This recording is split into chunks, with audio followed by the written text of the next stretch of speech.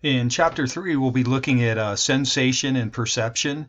And in this chapter, we'll be looking at all the different ways that we sense and perceive, and what are the differences between sensation and perception. So, first of all, sensation, as you can see here, this is the process by which receptors in our sensory organs, such as our eyes, ears, nose, mouth, skin, they receive and detect stimuli. So to put that in simpler terms, sensation is basically just the act of detecting stimuli through our sensory receptors.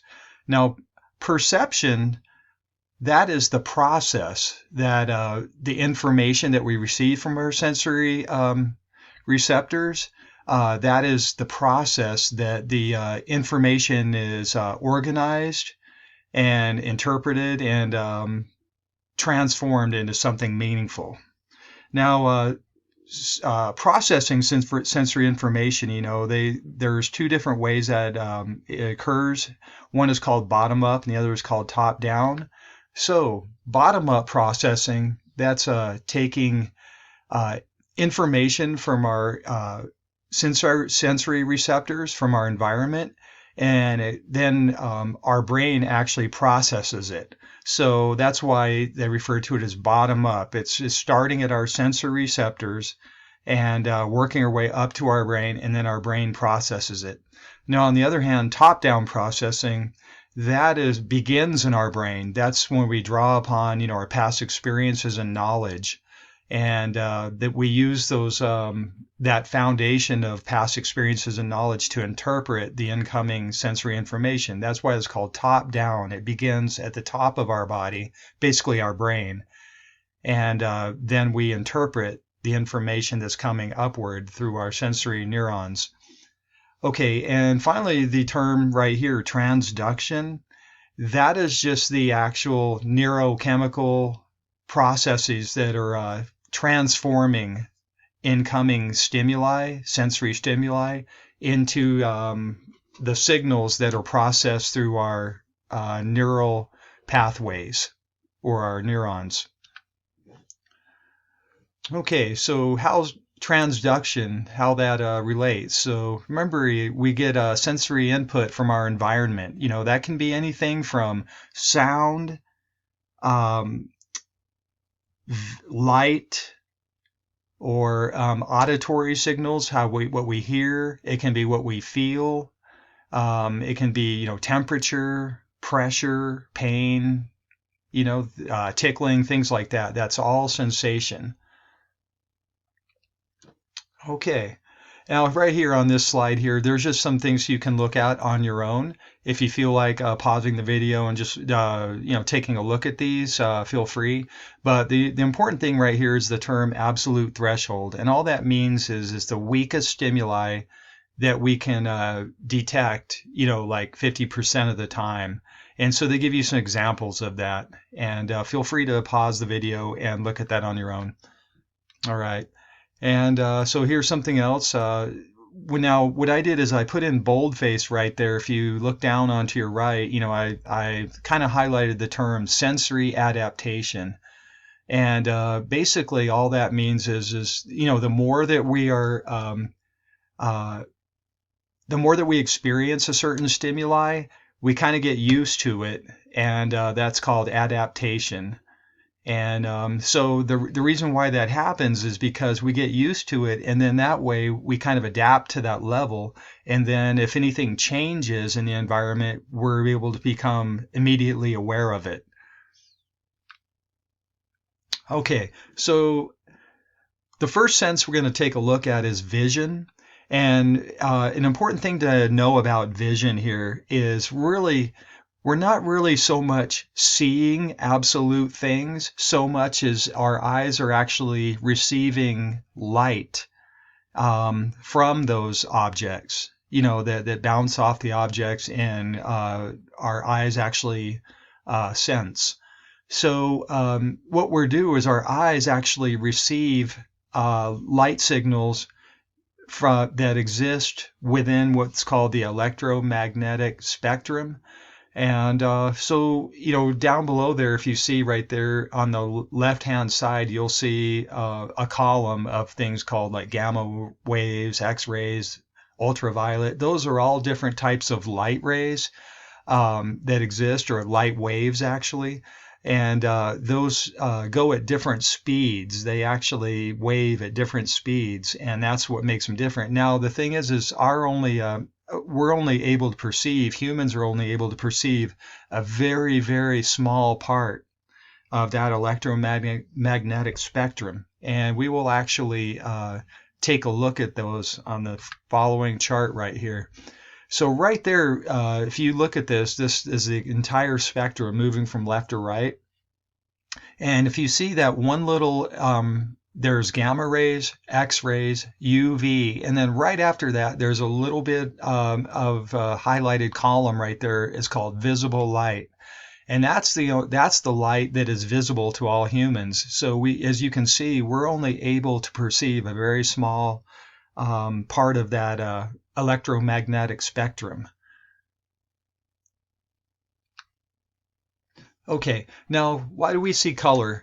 And so color is an interesting thing, and so they say, the few different things that enable us to see color, some components of color, is what's called hue, and that's the HUE. And hue is basically that is what we generally tend to just say color. So we say, oh, that is blue. We're actually referring to the hue that is blue. And then brightness, I think we know what brightness is. That is how intense, a certain light that reaches our eyes is. And then saturation, that is how deep the color is. So the hue could be. So take, for instance, we might say, hey, that is light blue, or that is dark blue, deep blue, so we're referring to saturation. Okay, so they refer us to at the bottom here. They say, look, when we perceive color, um, we're not really actually perceiving what's existing in the world. They're the products. We perceive color because we're actually receiving the wavelengths of the light that is being reflected from those items, and then the brain interprets those waves, and then we actually perceive that as color, differences in color. Now, the important thing is just, we're going to take a look at the different parts of the human eye, and I'm going to go through these kind of quickly in order to save time here. But I highly recommend you definitely stop the video at any time in each slide and make sure you understand what each of these terms refers to. So here's the parts of the human eye that are important. So we've got the cornea, which is at the top, cornea, and that's the clear outer layer of our eye. That is the clear part. And then we have the iris. That's the includes the muscle responsible for changing size of the pupil. But the iris, that is the part that we see color in as well when we look at someone's eye.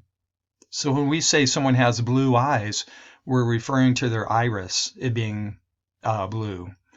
And finally, we got pupil, and that is actually it actually changes size. It gets smaller and larger depending on the type of light that we are being sensing. And so that actually controls the amount of light entering the eye. It's kind of like a camera lens, actually, And then finally, we've got the lens. That is the tough structure that focuses the incoming light, and it actually adjusts that. It actually adjusts those images to near and far. And so what that means is when the lens, when it actually focuses the incoming light and everything, it helps us to perceive whether something is kind of far away or close up to us, that kind of thing. Okay, so here's just a quick chart here, and feel free to stop the video and take a look at this. And but one thing you'll notice, if I can just say, look at the diagram of the eye, and you see how, say, take for instance, it's sensing. light waves that are being reflected from that dog. And then it goes into the eye, and then it is actually reflected to the far back of the eye. If you look to the right and you see, and the image is actually reflected upside down in the back of the eye. And so that is important. And then receptors actually transmit that through the optic nerve, which goes into the brain. And then the brain actually processes that through transduction. Okay. So finally, we've got at the very back of the eye where all those receptors are, the photoreceptors, those are actually, that's called the retina, the far back of the eye. And then you see all these photoreceptors here, and those are called rods and cones. And they absorb the light energy and convert it into neurochemical type processes that our brain can actually process and perceive. Okay, so remember the very far back of the eye, that is where all the photoreceptors are. And so here are a bunch of terms here that I recommend you stop the video, look these up in your textbook, and make sure you understand what they refer to. All right, so right here, this is just a summarization of how we actually see the process of vision. And so I'll get, like I said, on any of these here, feel free to stop the video and take a look at these. Okay, now as far as color, how we perceive color, this is something that's called the trichromatic theory, and that refers to the fact that we basically we have three types of cones in the back of the eye along the retina, and that is actually they perceive red, green, and blue. Those are the three colors that they perceive, and that's why it's called trichromatic. Chroma means color, so three color theory. And so then when those combine, then they combine to make other colors. And as you can see on the image here, the three different colors, the red, green, and the blue lights, they're combining, and you can see the other colors that result. Okay, so moving on from this. Now, just one thing to know, even though we, all humans, we sense light and color, in the exact same way and everything, but definitely cultural differences will actually influence our perception of those colors and everything. So that's just something to keep in mind as well. Okay, now we're going to move on to hearing, also known as audition. That's our sense of hearing. And so what happens is our ears actually receive, they actually sense sound waves. And so they come in at various speeds. They can be really super fast waves, or they can be very slow waves, and certain amounts of pressure and loudness and things. And then down below there, you see I put in boldface qualities of sound. So when we think of hearing or audition, we think of something as how loud it is. And then the pitch. Pitch means how high or low it is. And then timbre. This is not pronounced timbre, but it's timbre. And that refers to the quality of the sound. So like take for instance, if I heard two different musical instruments, but they were playing the exact same note or pitch, but I could tell that one would be, say, a saxophone and the other would be a guitar, because they have different sound qualities, different timbres. Okay, so pitch, that refers to how high or how low a sound is. And so when something is high pitched, that means it sounds very high. Okay, timbre, we already talked about, that's the quality. All right.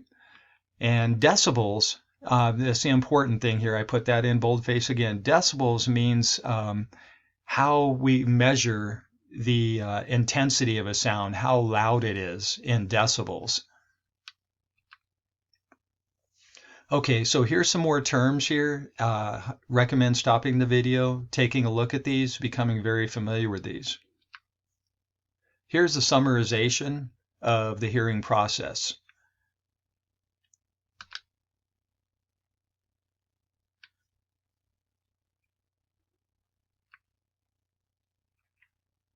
Okay, so different theories about how we process pitch in the brain. How do we know if something is high or low?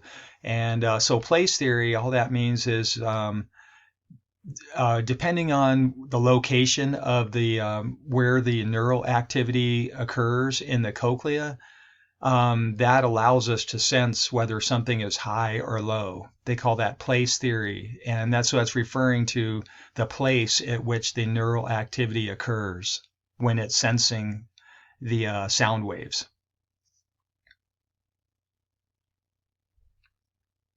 So we're going to we're going to take a look here at smell, and the actual term is that refers to smell. The scientific term is called olfaction, and that is just what happens is uh,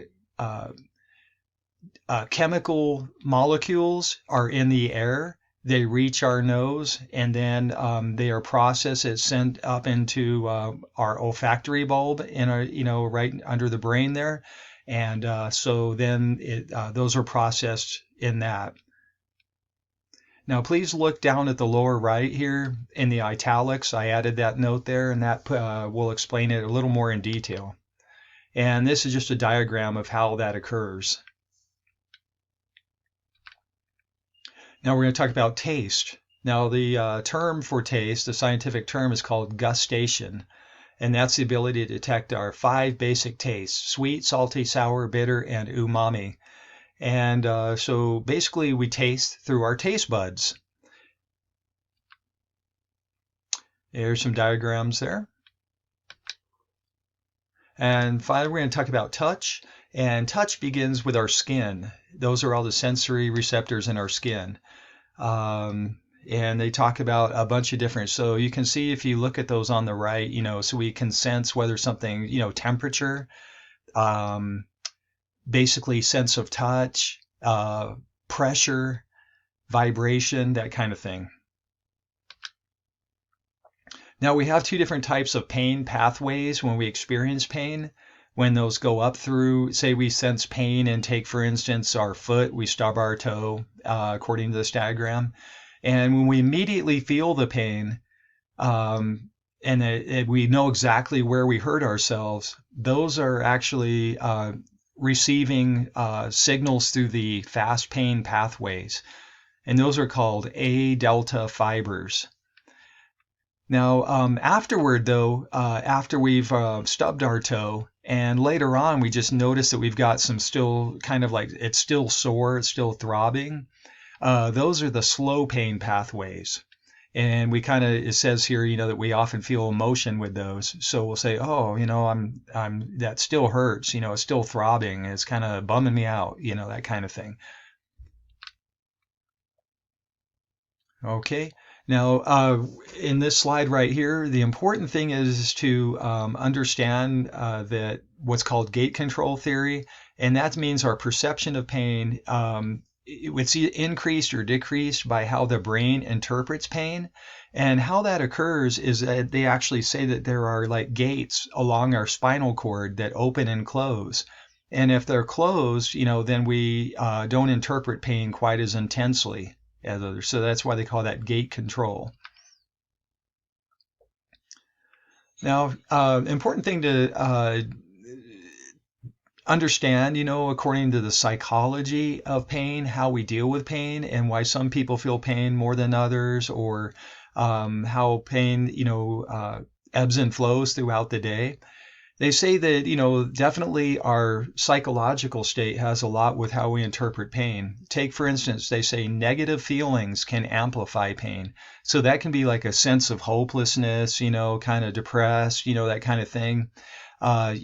If you're experiencing those, you may feel a little more apt to feel pain. But if you're distracted or you're happy or laughing, that kind of thing, that can actually decrease our perception of pain. So definitely our psychology our psychological processes and our emotional, psycho-emotional processes, those can definitely have an influence on how we perceive pain.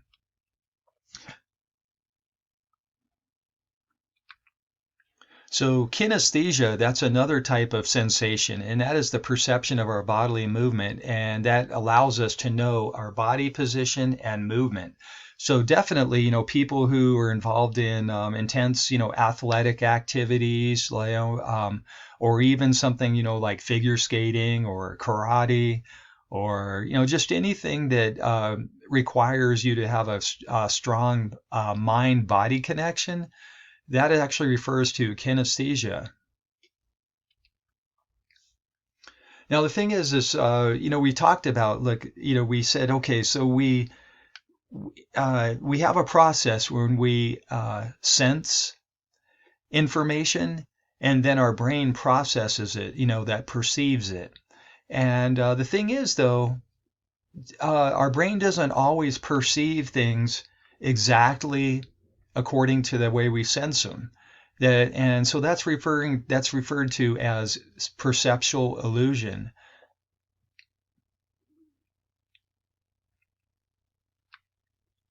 Take, for instance, if you look at the two diagrams, A and B on the left-hand side right here, they say, well, which line looks longer? And most people say, well, definitely the line B, that's definitely longer, but actually they are the exact same length. But it's just the way our brain process the perceptual, the sensory information that we actually perceived it as being longer. So that's an example of an illusion right there. And another thing about perception here, Gestalt psychology or Gestalt psychologists, they are interested in the way that we perceive. And so what they say is, look, we perceive, our brain naturally perceives by organizing stimuli in their entirety.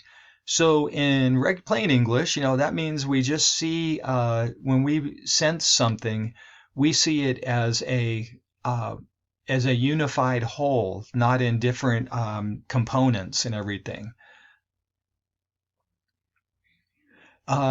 Please, stop this video and in your textbook, look at these different terms here, the Gestalt organizational principles, figure ground, proximity, similarity, connectedness, closure, and continuity. And just so you get a basic understanding of how our brain actually perceives and organizes incoming materials.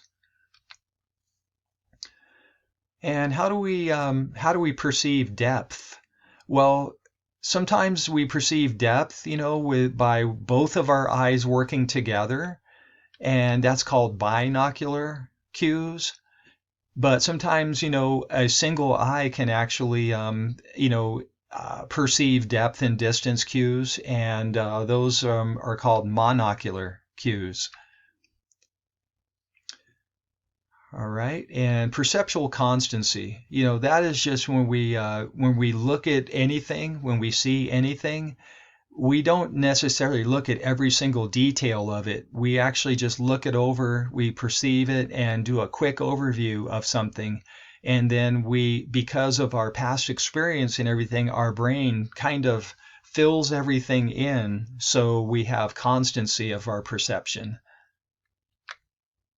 Take, for instance, when you glance at this picture here of all these lockers right here, we immediately know that they're the same size and shape, but we didn't look at each and every single one of them. We just immediately, because our brains constantly strive for shape constancy or consistency, our brain just automatically put that together, and we just assumed and perceived in that way.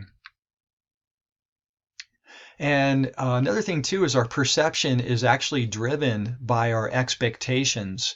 So take, for instance, when you glance at this very quickly, and when you look at that, if you look from left to right, it kind of looks like a tic-tac-toe or a cross. But if you look at that from left to right, the horizontal plane, that looks like ABC, right? But then when you look at the vertical plane, that looks like 12, 13, 14. So what happens is because we were expecting to see, like letters when we were doing the horizontal plane, going from left to right, we automatically did that middle square. We perceived it as a B. But when we did the vertical plane right there, because we were looking at numbers, we automatically expected to see that as number 13. And that concludes our discussion about sensation and perception. So please review this video and sit with your textbooks and stop on various slides and everything if you need to gain some further insight into it. And good luck. See you soon.